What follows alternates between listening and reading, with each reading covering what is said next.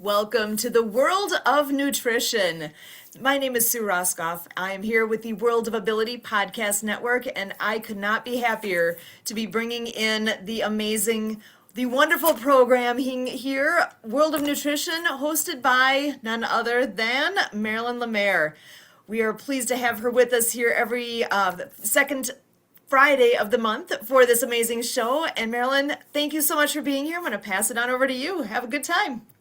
All right, thank you. Aloha, everyone. Welcome to the World of Nutrition podcast, where we talk about nutrition for your body, mind, and soul. I have two amazing guests today, and I'm really excited for them to be showcased. So, my first guest is Lani Almanza, and she is a writer and author of Under a Full Moon and a Guiding Star, and a wellness consultant with her business, Alakai Associates. Throughout her professional career, she has been committed to creating healthier lives and communities.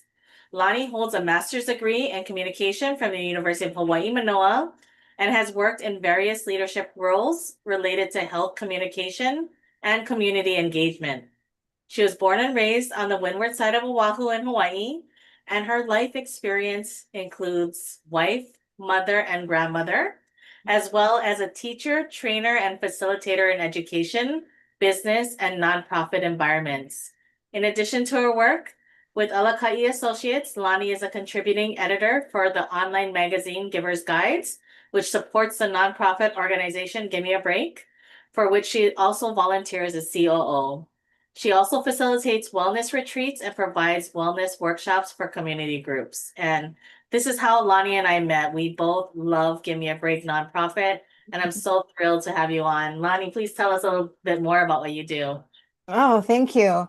Well, yeah, we made this connection through Give Me a Break. And for me, that was a connection that kind of aligned with everything that I wanted to do with Alakai Associates. And that came out of my own caregiving journey and the lessons of self-care that really became the foundation for what I do. And it was interesting this morning as I was reflecting on our conversation today that my morning reflection actually took me to um, talking about our body and that nutrition encompasses more than just what we put in our mouth, that it really is body, mind, and soul. And that the body that we come into the world with isn't something that we went and shopped for. We didn't pick it out by size or color or shape. And it doesn't have any warranties or guarantees. So it's up to us to do the maintenance and the self-care. And so for me, that's really the core of what I do. That was amazing. And, please share with us about your book too. I love your book and your story about your son, and it's just so powerful. Yeah, so 20 years ago this year, my youngest son, Jacob, passed away from brain cancer. And while he was going through his journey the previous 3 years, I was also finishing my master's degree at UH. And I was in communication, but more in the organizational side of it, business organization. And at some point in that journey, I switched to health communication because I needed it for myself, first and foremost. And really looking for ways that I could survive that journey of caregiving with him, um, to be there for him, but also for myself and for others. And so while I was taking those courses, I wrote a paper, and my professor said it would be the chapter of a book I would write. And I thought, well, that's a very nice compliment, but I did not see that on my horizon at all. And it was 3 years ago, through Give Me a Break, I met a woman who had written her caregiver story and published it. And it just really resonated with me that if she could speak and tell her story in her voice, I could tell my story in my voice. And so I began the process of writing my book, and it was launched in 2023. And it has had impact beyond what I had imagined because the feedback that I get from people that read the book, everybody gets something different out of it, whether they're in a caregiving journey or not. Several people have told me how it impacted them in their grief journey, following their caregiving journey. So that was a surprise to me that it would have that kind of impact. And it was probably about 6 months, well, maybe not even that long after I published the first book that people asked me if there was going to be a second one. And I thought, oh gosh, this one took a long time to get out, out of me. So what did I have left? And slowly but surely, a second book emerged, and it will be launched next February. Amazing. That's so awesome. And something that's so powerful is we get to hear you read from your book at every Give Me a Break retreat or gala. And it's just so powerful. And we get to hear it from your perspective as the people that we are today. So it's like I'm always learning something new. I just love your heart to help encourage and be there for others, especially others that are caregivers, because something that alarmed me is 50% of caregivers don't outlive the people that they're caring for because they forget Mhm. to take care of themselves first. Yeah. And when I heard the statistic, I just cried. And then I was like, how can I be a part of the solution? So Yeah. please tell us a little bit more about Give Me a Break. Well, like I said, I met them. It was 2021 after COVID, and another friend of mine who I was connecting with from my Alakai Associates wellness business had met Savvy and reached out to me and said, I think you should meet this woman because you two sound like you have similar missions. And so I went down and met her face to face. And in that first conversation, um, we were talking about what we were doing and realized that we were both had wanted to do retreats. And she was looking for a place and struggling, trying to find something that could accommodate what she was looking for. And I said, well, it just so happens that I still have a deposit on a place that I was supposed to use in 2020, which didn't happen because of COVID. And and so that was the first year that we did our first retreat together. And so we've done a retreat every year. We also, right in the beginning, because of COVID restrictions still, sort of in place, we did a lot of online work. So I did presentations and workshops online. Savvy launched our weekly support sessions, so Tuesday evenings. So really educating caregivers on the total wellness wheel. So again, encompassing that nutrition of body, mind, and soul. What we put in food wise, mentally, spiritually, all of it. So that's Tuesday evenings, and then we also launched our Givers Guides magazine, which is a totally online resource for caregivers, connecting them with resources from across the nation, around the world, really. And then on Wednesdays, every Wednesday, Savvy does a podcast, the Caring Caregiver Show, again, connecting people with resources regarding their caregiving journey around the world. And one of the things that really connected with me in the beginning was the perspective of caregiving that Give Me a Break embraces, that it's not just the elderly. Certainly, there's a large concern and focus on that portion of our population right now. But we've come across so many other people in the last 4 or 5 years that hadn't recognized that they were caregivers and needed the support and resources that we have to offer. Uh, we love to quote former First Lady Rosalind Carter that there's four kinds of people in the world: those who are a caregiver, those who have been a caregiver, those who will be a caregiver, and those who are going to need a caregiver. And so that encompasses all of us, really. And in fact, today I was just doing a presentation where we talked about when there's children in the family, that when someone is, being cared for, that often the children get overlooked as caregivers, that it's that primary caregiver, the spouse or, older adult, that the focus is on, and that there's so much need for resources for younger caregivers, from, teenagers through young adulthood. It's so powerful. And I actually didn't think I was part of that. And when Savvy told me, no, you are a caregiver, I was like, oh, I am. Okay, that makes sense. So just utilizing the resources. And I would love for you to share with us how you've tied Alakai Associates with Give Me a Break and, how that has just been able to help uplift the whole community. So Alakati Associates' mission is to help guide others towards leading more activated, healthy lives. Alakati is the Hawaiian word for guide or mentor or leader. And it really has more of a loved one connection. So I wanted to make sure that I kept that name because it reflected the personal touch I wanted to give to it, that it was more than just having a mentor or a coach, that I'm really there to help guide people in this journey. It encompasses nutrition.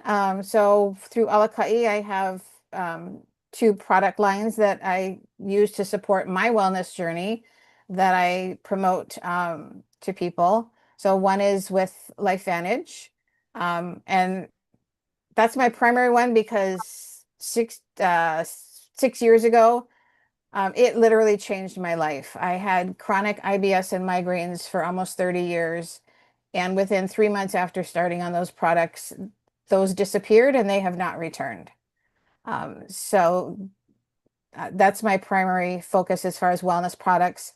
But beyond that, I really, really find my most joy in doing the Discovery Journal workshops because I have found journaling to be so healing. And so they're kind of unique in the way that I do them. It's a creative process, so best done in person, but I've done them online, started online actually through COVID, and really taking people on this discovery of themselves and debunking some of the myths and perceptions about what journaling is or isn't, and helping them find their own unique way of journaling that supports their wellness, their healing, whatever uh, path they're on right now. Yeah. I love that. And I didn't realize, and maybe I did, I don't, however, I forgot Alakai is connection. So you just have that connection with people. You just love people. And I can always feel that when I'm around you. So I appreciate that about you. And I knew about the Life Vantage. I might have missed about the Discovering Journal workshop. So that's super fun. Like what kind of prompts do you use for that? Or if you're able to share like different ways that you have people be intentional about their journaling. So what I start with is, like I said, sort of demystifying what people have as their perception of journaling. And so we start with a process of just observing what's around you, um, letting nature nurture. Sometimes if we're in a place, I love to be in a place where nature surrounds us and observing what's around you in nature. And then looking at images. So whether it's in magazines or online or books, images or sayings that inspire you. What brings you joy? We kind of we start looking inward first, and then start pulling those pieces into a tangible item, and create. We have blank journals, and we create the cover that really speaks to the individual, so that when they then move into putting something in their journal, it's very much personal to them. So I have found that that really inspires people to engage with the journaling process. And then we talk about that it doesn't have to be the morning pages, 3 pages long that Julia Cameron promotes in Artist Way. It doesn't have to be inspirational. Certainly you can add your own inspirational thoughts or quotes that might inspire you, but it's really to just explore what those pages mean to you. I started with a book called Simple Abundance by Sarah Van Brennick years and years ago, where she talks about just having a blank journal where you just put pictures, tear out magazine pictures or photographs, um, anything that catches your attention, put it in this journal. And over time, you'll start to see patterns, colors, words that emerge that start to reflect who you are.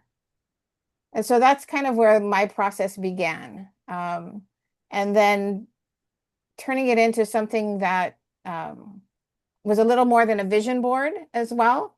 So I had done a couple vision board workshops. People had asked me to do them.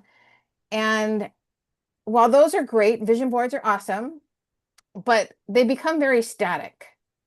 Like you put all that stuff together and then you post it on a wall. And unless you're in that room where that is posted, you're not feeling it. You're not engaging with it. So by having those images on the journal cover and something that you can take with you easily, you bring that vision and manifestation along with you. So that's kind of in a short summary how we do the journal workshops. And then I also do self-care, stress management workshops, like I said, for community groups, businesses. That's amazing. I love that. I think I want to cover my current journal with more vision so I can see the things that I want to, create in my life and want Yeah. to. And so I have if people contact me, I have a little tutorial link that I can send them. I don't put it up on my website just because it's a little dated and I'd rather have that engagement with people one-on-one when we're actually doing the process. But if you want the link, I can send it to you. If anybody would like to host a workshop, either in person or online, again, they can contact me to do that. And that's a lot of what I've incorporated into my work with Give Me a Break. So bringing all of Alakai into Give Me a Break, like I said, we just felt that those missions align, that these are things that caregivers find valuable as they move through each and every caregiving journey that they're on. Well, I definitely would love the link. So, where you can send it to me. For people that don't know, how can they find you? So I am on Facebook, both as Lani Almanza and Alakai Associates. I am on Instagram as Honu Mom 1_. So that's HONUMOM, all lowercase, number 1_. And then on LinkedIn as Lani Almanza. Awesome. And please share with us about the Honu, because I know you have tattoos and you have Honu and all of that. So Yes. yeah. So when Jacob was 10, we connected with some ocean researchers on Maui and began to develop a relationship with the Honu, the green sea turtle, and the humpback whale, the kohola. And part of that was ocean environment education and protecting those animals that are in our Hawaiian waters. And Jacob became mentored by these individuals all through up until high school, actually up through his last days, really. And so the Honu, the green sea turtle, was a tattoo that he got when he was a teenager, or 18, I guess. And it sort of became this connection for us to him to remind us of his presence. And for us, is very much a living presence. That eternal spirit is very much alive in our family. And so it has become sort of our family's Amakua, our guiding spirit. And yes, so anybody that knows me, that why I'm Honu Mom is that connection, and they show up everywhere. But the next Amakua, the next book Amakua is the humpback whale. I'm excited for that. Yeah, and I was going to say, Jacob is never forgotten. You have created a legacy for him too, which is very cool, and been able to make that connections with so many other caregivers. So, Thank thank you you. for your art and for being brave to share your story, because I know that's not an easy thing to do. Yep. And some days I'm able to breeze through it like this, but earlier this morning I was sharing it and I was a bucket of tears. So it's all good. Yeah. And you're allowed to feel your feelings, and Yeah. well, that's what it is to be a human being. So I'm just really Yeah. thankful to you, Lani. Do you have any events coming up that you would like to share? Well, with Give Me a Break, we have our annual Caregiver Gala, Caregiver of the Year. So November is Family Caregiver Month. So we run an online contest um, for people to submit their caregiving stories, to be brave enough to share their stories. And then we select one to honor at the event. So that's December 6th in the evening at Arcadia Retirement Home here in Honolulu. And if you're interested in joining us or donating to our auction, you can go to Give Me a Break or GAB 808.org. So again, that's GAB for Give Me a Break 808.org. So that's the big event we have coming up for Give Me a Break. And then I will have my book launch next February, February 1st. So I'm looking forward to that. That is so exciting. And I'm looking forward to both, the gala and your book. And I really thank you so much for being on as a guest today. I appreciate you. You know how much I love you. And Thank you. yeah. And, please reach out to Lani for retreats, for journaling prompts, and for her book. All right. Yep. So All right. I appreciate you, Lani. All right. Thanks, Marilyn. Thank Aloha. you. Aloha. So our next guest is Sara Vandenburg. And Sara is a trauma therapist, trauma informed coach, and energy healer who helps people heal what once felt was unhealable. She is a founder of Tonali Counseling Services, Tonali Spiritual Practice, and Tonali Coaching Consulting Group. Three branches of an integrative practice devoted to trauma recovery, spiritual healing, and aligned living. Sara is a licensed clinical social worker in Texas and Hawaii. She holds advanced certification in brain spotting, addiction counseling, and sex addiction treatment. And she specializes in helping individuals recover from childhood sexual abuse, incest, betrayal trauma, enmeshment, and abandonment. And she brings both professional expertise and personal recovery experience into the healing process. As a former clinical director and program director in addiction treatment centers, Sara has led trauma responsive teams, developed nationally recognized programs, and facilitated family healing workshops. She's also trained staff in sustainable heart led clinical practices, and also the author of the upcoming book, Choosing to Love Again, Overcoming the Kind of Betrayal That Nobody Talks About. She's the creator of the Tonali Healing YouTube channel, where she shares trauma-informed insights on healing, self-trust, and breaking generational cycles. Sorry, you just do it all. You hold a third degree in black belt in Tang Soo Do and second degree black belts in American Kempo and Taekwondo. And she brings the same discipline and clarity to her work, combining grounded strength with emotional precision. She lives in Dallas, Texas, with her husband and is most at home in truth-telling spaces on the mat or with a guitar in her hands. Welcome, Sara. Please share with us a little bit more. Thank you, Marilyn. What an incredibly long intro. Thank you very much for the warm, kind words.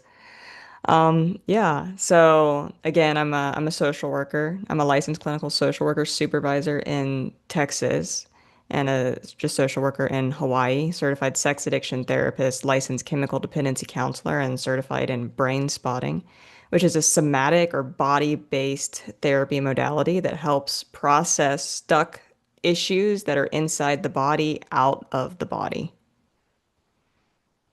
Yeah, I absolutely feel if we do not process through our emotions, the energy does get stuck in our body and then we end up getting sick.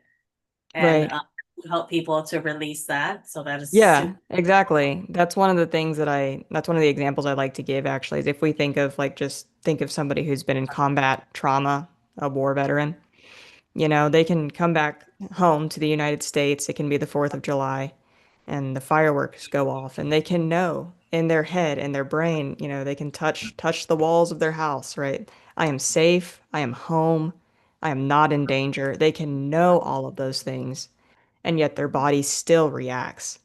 So one of the limitations of talk therapy is that we can talk about it, we can understand it, I can feel better, I can know I'm home, I can get regrounded until the next time I go out into the world and the trigger hits. And then it's as if the talk therapy never even happened. So that's the benefit of the somatic therapy is to be able to work with the midbrain, get past the prefrontal cortex. We work with the limbic part of the brain that holds that trauma in the body and work that out of the body. So it's not just an intellectual experience of, I know I'm safe, but I don't feel it. Yeah, I'm curious. How do you get people to recognize the triggers so that they can undo, like, and actually physically and mentally know that they're safe? Yeah. So through the process of brain spotting, it's an eye movement kind of therapy. So some people have heard of EMDR. It's similar to EMDR in that it does use eye position, but it also uses bilateral stimulation that activates both sides of the brain. So by finding an activation point, we can figure out where that trauma is stored and help the brain process it through. The body already knows how to heal itself. We just have to kind of help implement that process. So it's actually a crazy experience. Where you look dictates how you feel. Okay. So there could be a certain circumstance where, let's say somebody was in a car crash and they saw the car coming from behind them when they looked in their rear view mirror. Okay, and so they saw what was going to happen right here. When they talk about that experience, it's very likely that they're going to look away from that. They're going to have their head lower, they're going to look away, and they're going to be able to talk about it. They're going to be able to tell me what happened. And then as I use a pointer to help them redirect their eyes, as we get closer up here, they start shifting. They might start crying, they start breathing a little heavy, like, ooh, I don't know why, but it's really uncomfortable up there. Well, it's because that's where the eyes were looking when the trauma happened. And so it was recorded in the brain differently with that eye position. So as we direct people back to eye positions that directly correlated with the initial trauma, the brain can begin to process things that it wasn't able to process before when it avoided it by looking down.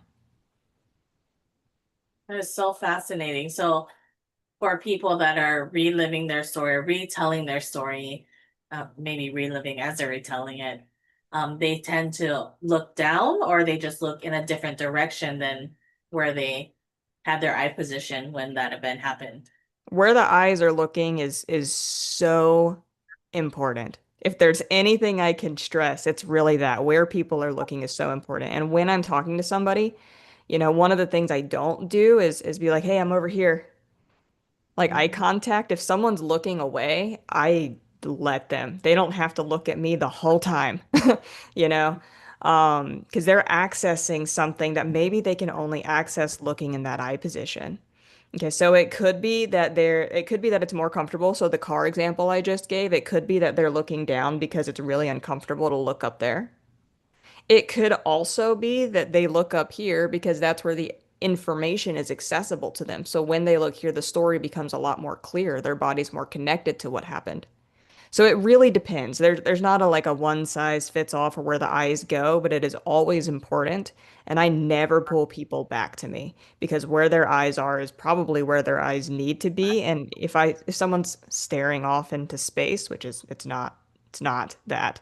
But if someone is staring off into space and they're looking away from me and they're talking to me, and then they catch themselves and they look back and they're like, "Oh, I'm sorry." I'm like, "No, go back there. What do you notice when you look at me? What's the difference between when you look at me and when you look over there?" And this is an experiment anybody could do, right? With either something that was traumatic or something that was fantastic. So, when you think about your wedding day or seeing your child for the first time, right? It could be that when you think about seeing your child for the first time, when you look down, like that smile, I don't know, I look down and I smile. I look up and I'm like, it's still happy, but I look down and there's that contagious smile because that's where the eyes were it recorded that incident. So it doesn't just have to be trauma, right? The brain records everything that way. Our eyes are our fastest sense, faster than any other sense. Because they're connected. We have six eye muscles that are connected directly to the back of the brain. It's a direct connection to the brain. The skin, like when I touch my hand, it has to travel all the way up through my arm into my spinal cord, all the way up to my brain. It actually has to travel. We don't feel in real time, even though we think we do. I mean, we're talking nanoseconds still, but sight is a lot faster. So Mm. our brain is able to record what we see when things happen at a different rate. Yeah, I'm just curious because I got into a car wreck back in May, and then I did drive for over 2 months because I just felt so much fear that I would hurt somebody else. And nobody else was hurt in that car wreck, just me. And so I'm curious, like I am driving, however, I don't pay attention to see if I am not looking at that certain direction when the Yeah. car wreck. And maybe notice, probably when you're parked, maybe notice, like when I look in that direction, how do I feel when my hands are on the wheel? Right? Do Mm. I feel more anxious? And it's okay to just notice that anxiety. Like say I'm looking over here and I feel that anxiety. It's okay to just feel it and allow it to pass. Because that's one of the best things about brain spotting is that that's what it does. It opens up this channel for that energy to flow up and out. It gets untrapped. The brain unstucks itself, I always say. That was amazing.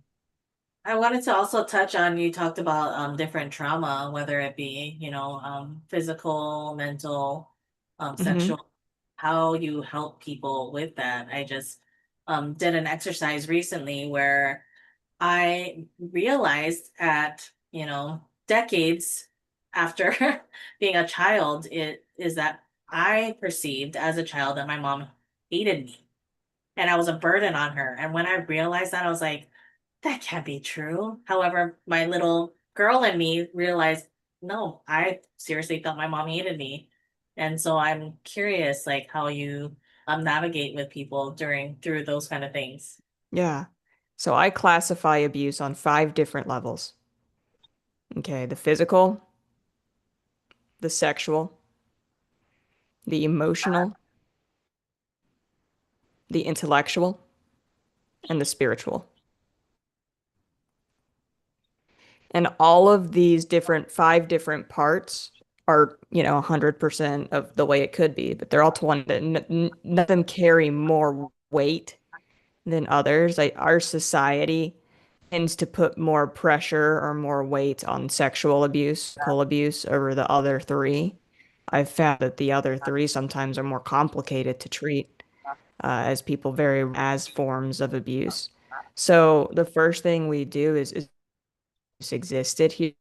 And so what you just described a lot of, and I don't know exactly what happened, but from what you described, it sounds like there was probably some spiritual abuse, which is not commonly talked about. There might have even been intellectual abuse. So talk about those two a little bit, because I think as a society, we really understand what physical abuse is and what sexual abuse is, and even I'm sorry, emotional abuse is any time that the child feels this innate shame about who they are, about their family system.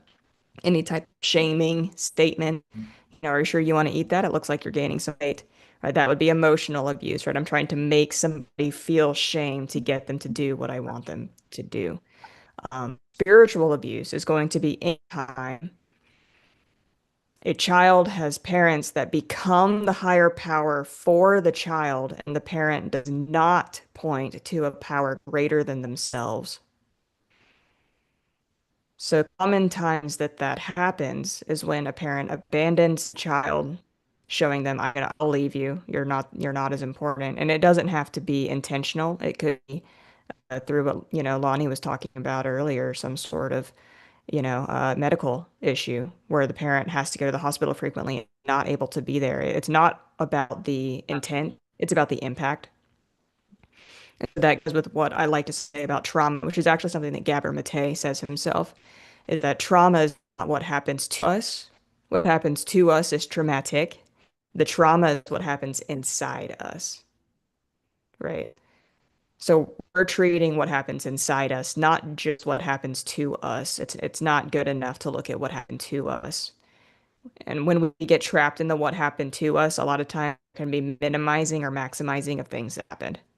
We can put too much weight on intellectual abuse and not enough weight on spiritual abuse or anything like that. They're all equal abuses, and they all damage the inside of how we function, um, equally, just in different ways. But the spiritual abuse, there could be abandonment, there could be controlling. So rules for the child that the parents themselves do not follow, in essence, that I say, not as I do. It's an incredibly spiritually abusive message because it shows the children, the parents, I am God. I can do what I want to do, but you can't. Having unrealistic expectations for the children. Wow. Never apologizing for their mistakes. When a parent never apologizes for their mistakes, it shows the children that their parents are perfect, or at least act as if, which points out flaws of and more. They care shame. And then there's intellectual abuse, which is another one that's not commonly talked about. So intellectual abuse is anytime a parent does not help the child problem solve on a level that is appropriate for them. It could be as overt as telling the child they are dumb and will not amount to anything, of course, but it's usually not quite as overt. It's usually a lot more covert. So, for example, and Marilyn, it looked like you had a question. Before I go into my example, did you have a question? I was just gonna ask what was intellectual, so you're perfectly Perfect. good. Okay, good. Okay. So I, Yeah. I, I use an example for this one because I think it's just so pivotal. I don't have a child, but for the purposes of this story, we're going to pretend I do. And his name is Johnny. My unborn fake child's name is Johnny. I don't know why, but it always has been. So let's say Johnny is 4 years old, and I take him to Walmart, and it's, maybe it's after work, and we're on a bit of a rush. We have people coming over later tonight. So I got to make dinner. We're in and out. We're on a mission, and so we go through Walmart. We get everything that we need, and we're at the checkout line. And I'm putting things on the conveyor belt, getting ready to go. And Johnny's looking at the candy section, which is right there as we check out, so that we can have this fight every single time that we leave the store on if he gets candy or not. And so, as a moderate parent, I decided to say sometimes yes and sometimes no, right? Like that would be the moderation. And so last time I said no, he asks if he can have a piece of candy. I say yes. Okay, that was my parental decision. I just get to make it because I'm the parent. You just get to make decisions like that sometimes as the parent. And I think, that the people coming over tonight, they don't have a kid. He's probably going to be bored, probably kind of stuck in his room on his tablet, and the adults are going to be having conversation. So, sure, yes, he can have a piece of candy. So he's staring at the candy section. He's figuring that out, and I'm putting things on the belt. We get done. I take my wallet out. I'm gonna pay, and then the cashier points over at Johnny, and I look back and I recognize. I'm like, oh my gosh, he's no closer to figuring out what he wanted than when we started. So and I'm gonna give two different scenarios of this story. Okay, so with the intellectual abuse, if I am intellectually abusing him, what I might do is snap back at him, and be, Johnny, just pick something, or you're not gonna get anything. Let's go. Just do it. Come on. We don't have time for this. You're not gonna get anything, right? With some emotional energy behind it, um, all of that. And now he's frozen in panic because he has no idea what to do now. Now, one thing I didn't make very clear, and let me be very clear. He is 4. Okay. This is the biggest decision Johnny's going to make today. This is it. This is the make or break decision in his life. Okay, I told him what he was going to wear to school. I took him to school. I packed his lunch. His teachers told him what he was going to do. I picked him up. I said, "We're going to go to Walmart. You don't have a choice in the matter." We went to Walmart. This is it. This is his life. This is the big decision. And if this happens one time, okay, but you'll have to pretend this is happening multiple times. If he continuously gets this message, your decisions don't matter. Just do something. Let's go. We don't have time. Well, now Johnny's 16, and he's trying to decide if he's going to wear a condom with the girl that he's about to have sex with. What decision will he make? Let's go. Got to go faster. You're going to miss out. And who taught him that? Wow. Me, the mother. So I'm going to go back to this scenario and demonstrate a much healthier thing to do. Okay, so we're standing at the Walmart, okay, and he's at the candy bar aisle, and I'm about to pay, and I look over, oh my God, okay, so there's a line. I wave to the line and I smile at the line because I'm so sorry, but this might take a minute, and we might be late. Our friends are just gonna have to wait in their car. So I walk over to him and I kneel down beside him and I tell him, I'm gonna get something too. Today, I'm wanting something more chocolatey.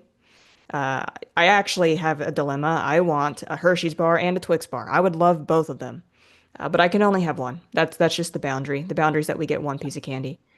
And so last time I got a Twix bar, and today I'm feeling like something smooth. So I'm gonna go with the normal Hershey's bar. So right here, right now, I've taught him that I had a problem on a level that's appropriate for him to understand. And I taught him how I solved the problem by using the process of elimination. Children aren't born knowing how to do this, they need to be taught. So now I'm going to help him with his process. So I ask him, Johnny, do you want something fruity or chocolatey? Well, let's just start there. Fruity. Okay, cool. Hard or soft?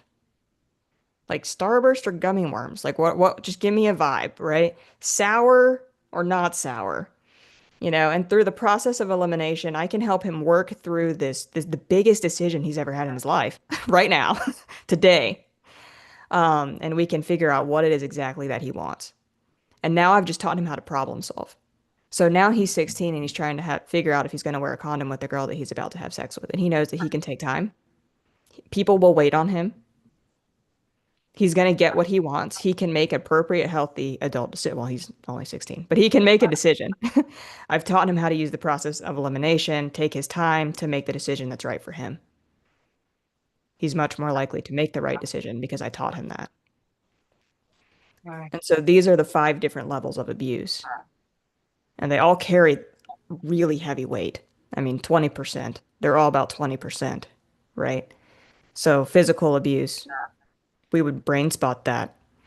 Sexual abuse, we're probably going to brain spot that. That we might even do some cognitive stuff so that people understand like it wasn't my fault, whatever it was that happened, and to give that energy back or get it out of the body. For emotional abuse, it's going to be a lot of self-esteem building, loving oneself, inner child healing. With the intellectual abuse, it's going to be helping people learn how to problem solve. Maybe their parents never taught them. So it's putting the accountability on the adults in their life, not the blame, but the accountability, but also the accountability on them to learn, right? You're an adult now, and I'm sorry your parents didn't teach you, but you're making decisions like a 5-year-old. It's time to grow up. Like, so there's some accountability and responsibility here.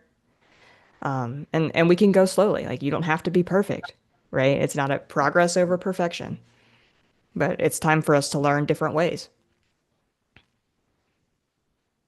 And then for the spiritual abuse, it's going to be dethroning the parents as the higher power role. So for a lot of people who have experienced the spiritual abuse, they'll live for their parents or for their partner, right? I make decisions because of what they would have me do, not God would have me do. I want my parents' approval. I want my partner's approval. God loves me anyway, so I want their approval. I live my life. I make my decisions in my life because of what they would have me do, the people in my life, not what my higher power would have me do.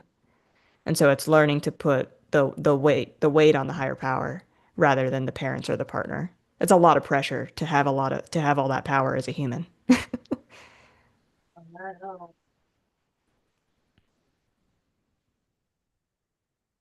My mind is just blown. Thank you so much for sharing that and all those different examples and how, it could even look like, because I didn't realize that there's 5 different kinds and Hmm. just digging in deep, right? Like, okay, and how can we heal it? Like Yeah, that's the process that once we become aware, then we get to heal it and how beautiful that is. absolutely. And then just releasing stuck energy so we can feel our best selves. Yes, you're on it. Yeah, that's it. I love that. Okay, and to tell us more about your book. Okay, yeah. So my book is called Choosing to Love Again, Overcoming the Kind of Betrayal That Nobody Talks About. Okay, and I'll be upfront. The kind of betrayal that nobody talks about is familial sexual trauma. So this book is about 60% personal memoir of my incest story with both my biological mother and my biological father that happened over an 8-year period. 4 years with my biological mother and 4 years with my biological father. So I'm uniquely blessed to be in this space to be able to talk about incest from two parents, both genders. And over such a long period of time, 8 years of my life, I was incested by a parent. So it's about 60% personal memoir and about 40% clinical observation on other incest survivors and how to overcome this kind of trauma, which I classify to be as one of the deepest forms of betrayal trauma that exists. It can be incredibly difficult to trust anybody again, let alone ourselves. One of the premises that I write about in my book is that betrayal is not just what happens, like, again, to us, it's how we pick it up afterwards. So I was a victim, clearly, right? I don't need to sugarcoat that. Like, I was a victim. I was also an offender.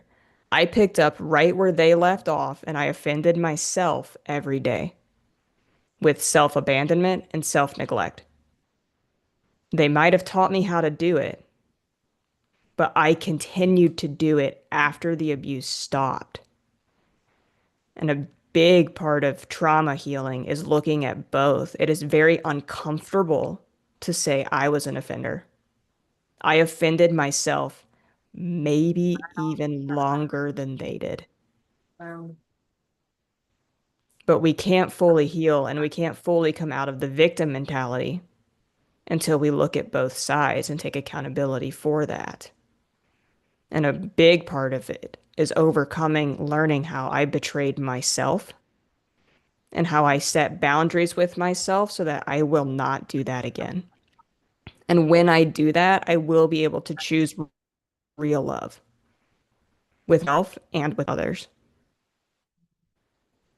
well, that is beautiful. I look forward to your book.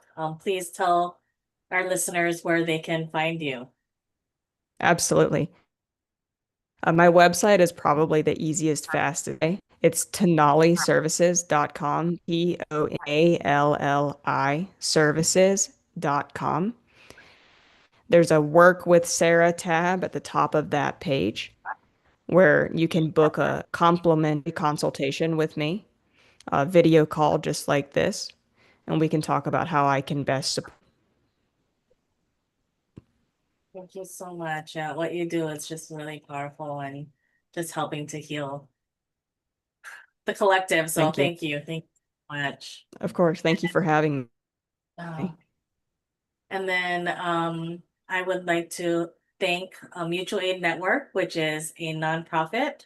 Everyone has strengths. Not everyone has the finances, right, for different services. So what we do in Mutual Aid Network is we use our time and our talents to just trade services and be able to help give each other, um, services. For example, I love to do Zoom karaoke. So Zoom karaoke is something that I started during the pandemic to just get people together. And we get to hear from people all over the world with Mutual Aid Network in different languages. We've had famous singers. We've had people that just love to sing. And there's only two rules: to have fun and clap for the other person. So, we are going to do another one in December. And I get to host that on a Saturday morning, Hawaii time, from 8 to 9:30. We'll get you the dates Sue and Kurt know. And then I also wanted to give a shout out for Frequence. I am an affiliate with Frequence, which is frequency infused nutrition. So one of the products that just came out is our new pineapple whip, Rise Nootropics, and that has 7 organic mushrooms. It really does taste like pineapple whip, so it is my favorite flavor, being from Hawaii too. And so it just helps with mental clarity, focus, creativity, and something that I need every single day because, there's as a caretaker, as a mom, with a child on the spectrum, there's things that I get to use for support as my supplement. So, yeah, I would love to help educate if you have any questions. December 20th will be the Zoom karaoke. So please look out for that link and we'll share that. And thank you again for tuning in to another episode of the World of Nutrition podcast. Nutrition for your body, mind, and soul. Aloha.